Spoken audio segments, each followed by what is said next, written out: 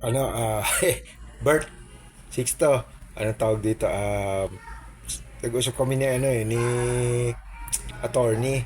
So, ano, ito yung, so far yung design. Hingi lang ako ng comment. So, siyempre, inuna natin yung tubig, like I discussed. Gagawa kami ng, dito sa area to, anong tawag dito? Gagawa kami ng hukay, ng swale. Tapos dito, kangkong isdaan. Kangkong, dito ko kolekta siya, imbakan ng tubig. Yung kalye lalagyan namin ng concrete na tawag dito, kanal para pumasok sa kabila. Kasi eto kasi elevated ito, gently sloping pag ganun eh. At this one is lower than this. This is still lower than this. 'Di ba? So, dito ang idea is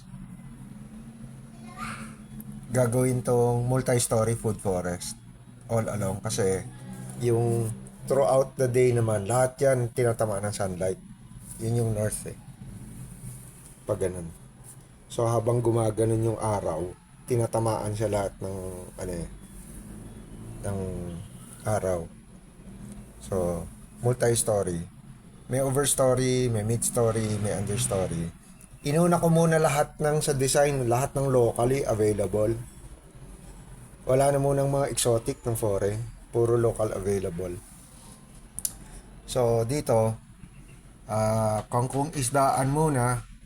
Sabihin niyo kung tama at saka kaya namin ni Marapat ito kasi yung patubig, ito yung patubig eh. Dito nang gagaling pag binuksan. Siguro kailangan nga gumawa ng mas malaking imbakan dito. Hindi ko pa na-measure kung daw. Malamang naman pabagsak to eh. Mas malaking imbakan para ma-remunerate yung tubig.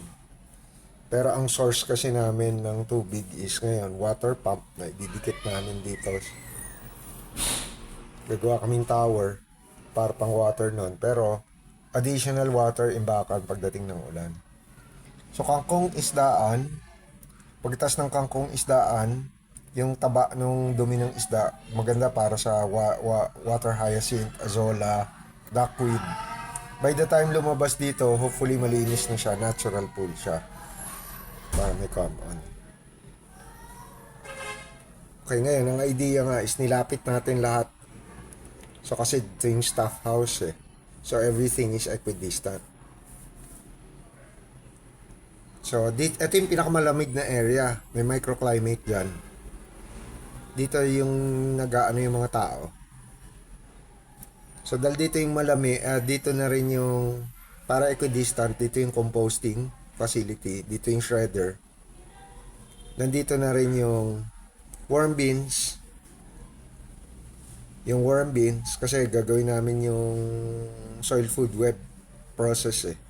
Now on the third thermophilic effect, worms na gagamitin namin. Nandito na rin yung mushroom production dahil malamig. Tapos meron duck pond dito, existing na. Kinukuha niya yung tubig dito. Yung duck pond na yon, pwede namin i-gamitin yung tubig para sa para bumili siyang composting. Tapos eto, dito, etos ano to eh, pababa ito eh. Naka-contour.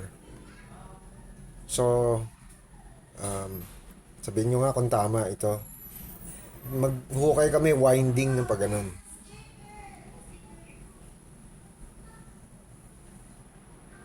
Do baka nga mali dahil on contour to Paki ano na lang. Dahil sabi niya, di ba, gawin winding.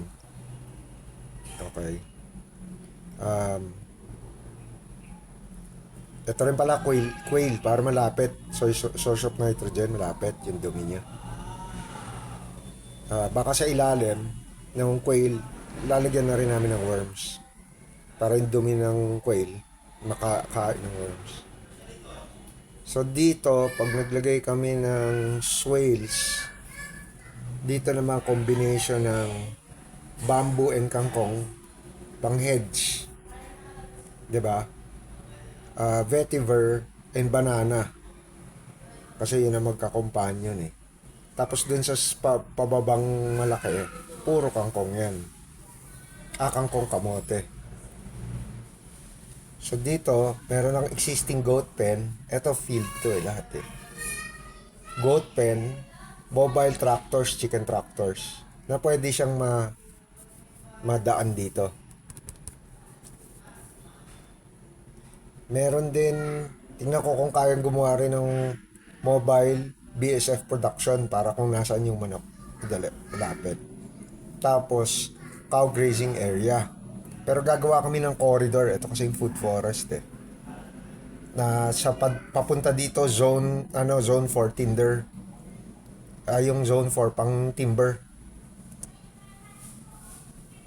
Yung, anong tawag dito, yung corridor, magiging siya para dito sa field na ngayon tinatamay at ng tubo.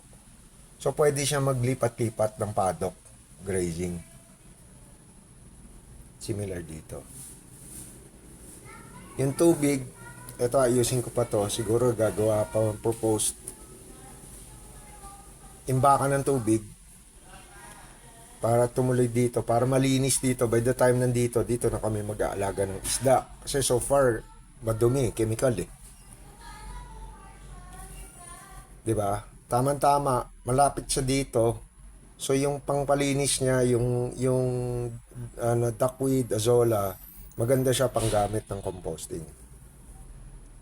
Tapos although may malaking zone 5 area doon, dito actually may mga puno na dito. Kung considering na namin zone 5. Lahat ng around.